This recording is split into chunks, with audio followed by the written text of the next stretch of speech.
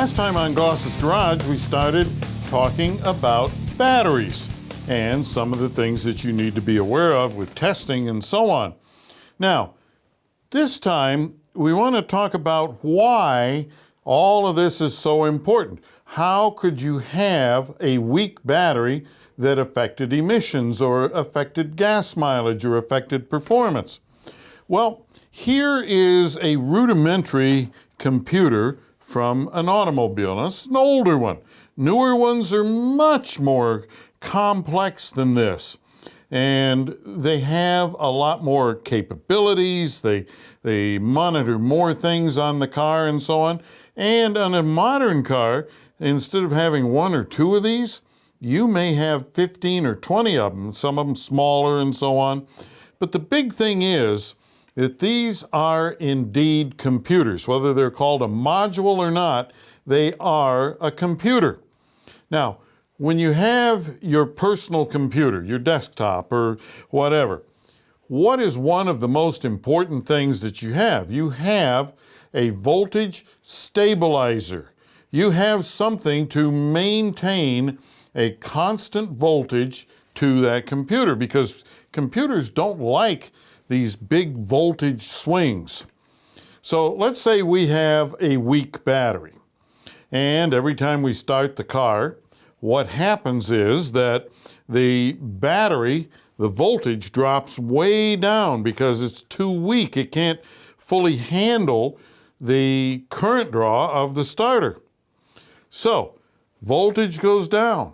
Now, once we get the car started, the alternator, which recharges the battery, comes online, brings the voltage back up. So we got this big downward drop in voltage, then we come back up to a normal voltage and so on. Over time, that can create problems with various electronics on the car.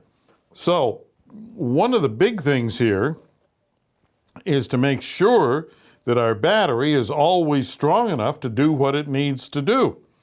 See, the other thing that people don't realize is that the battery is used for more than starting the car. You see, when the car is running, the battery acts as a buffer. It is what regulates everything electrical on the car. The regulator for the voltage, or for the alternator, senses the voltage of the battery, and it tells the alternator when to charge and how much to charge and all that, all based on readings it takes from the battery.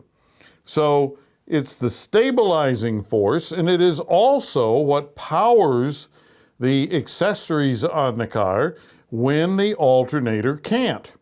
So in other words, if the alternator can't produce enough electrical energy at idle to control the, let's say you've got a rainy day and it's at night and the windshield wipers are on, the headlights and all the lights are on, you got your foot on the brake and the brake lights are on, you got this load, the air conditioner is on, all kinds of stuff is on. Well, maybe the alternator can't produce enough electrical energy to handle all of that load, so now, while it's sitting there, everything is coming from the battery. So the battery does a lot more than just start the car, immensely more. So we want to make sure that we always have a good battery in the car, because we want it to start, number one, and that in many cases is going to be relative to the battery, because most of these computers have a built-in shutdown voltage, a minimum threshold voltage, so that when you hit the key, if the voltage drops too low, the computer may shut down to protect itself. That means that even though the engine might crank, it may not have enough voltage to activate the computer, and engine cranking slowly doesn't start. All right, another thing is that as the battery gets weak, the voltage during cranking, because the starter motor uses just a tremendous amount of electrical energy compared to everything else on the car, and what happens is If the voltage of the battery is too low during cranking, the starter will turn too slowly. Now, many cars will have a minimum or threshold number of revolutions per minute in order for the car to start. So, let's say that minimum is 400 revolutions per minute for the starter motor to turn the engine, and at 399, computers don't average things and so on for the most part. They're either on or they are off. So, 399 on a car that requires 400 minimum revolutions per minute, 399, which you can't tell from inside the car, it doesn't start. So these intermittent problems like this might be because of a bad battery, and that's why we always begin by testing the battery first. But now suppose the battery fails, and you want to buy a new battery, and you want to be educated about it. And you start looking at battery ads and you find heavy duty, super heavy duty.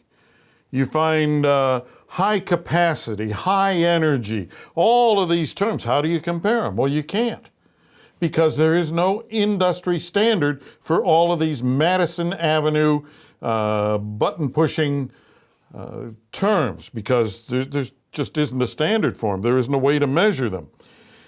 Maybe you want to buy the longest warranty. Well, that doesn't make a whole lot of sense, because batteries are pro-rated when they fail. So you buy this long warranty and you pay for every month of service that you get out of the battery, and the higher the price of the battery for the longer warranty, the more you pay per month of service that you've already had.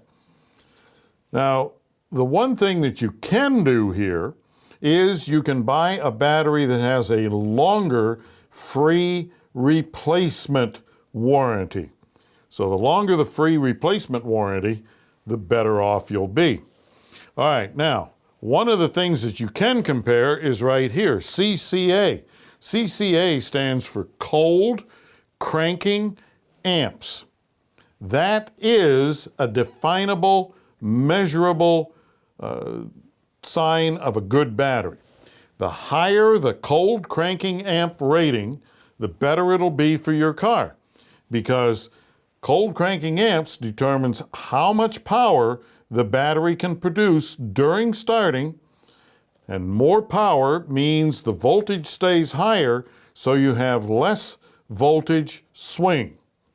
So you always buy the battery with the highest cold cranking amps that will physically fit into your car.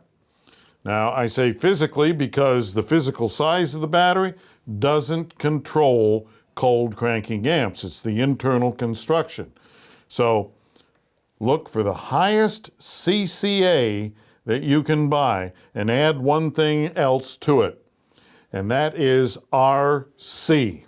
RC, reserve capacity. You want a long or a high reserve capacity, because the reserve capacity tells how long the computers and so on, their keep-alive memories, can operate off of that battery before the battery goes dead. And with all these computers on the cars, you need a longer reserve capacity. So cold cranking amps and reserve capacity.